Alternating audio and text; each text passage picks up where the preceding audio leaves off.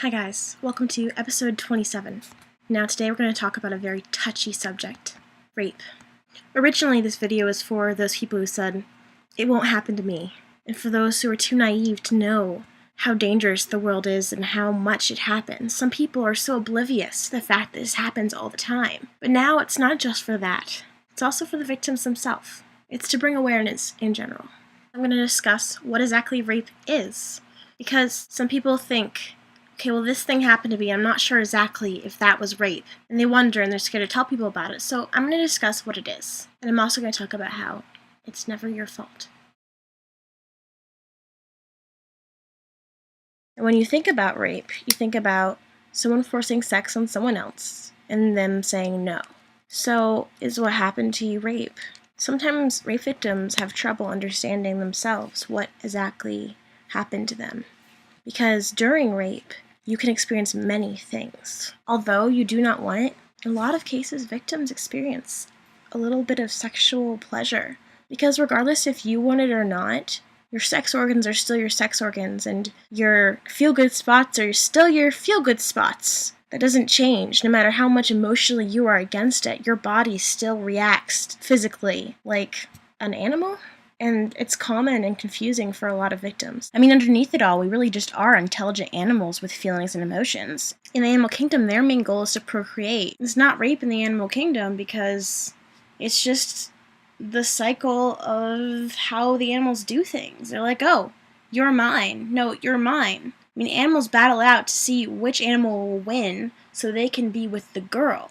Although we do have to say sometimes our physical parts just react the same way they would as if we were animals. Sometimes rape victims have trouble understanding themselves what exactly happened to them. You don't have to just say no. You could say stop. You could shake your head. You can clearly state that you're not interested, or that you've changed your mind. Or if you start crying, that's an obvious sign that you don't want to be doing it. It's not always just no. It's hard enough when you're in that situation to do anything to begin with. Most people freeze up. The majority of people do not fight back and do not scream. There's a website called After Silence, and it's a forum, and I asked all of those rape victims, did you scream? Did you fight back? And a lot of the responses was, I froze. I said stop, I said no, and then I just didn't know what to do, and I froze. The majority of people freeze in fear, cannot move, cannot scream, can cry. But most people are too scared. What if I scream and he hits me? That doesn't mean because you didn't fight back that it wasn't rape.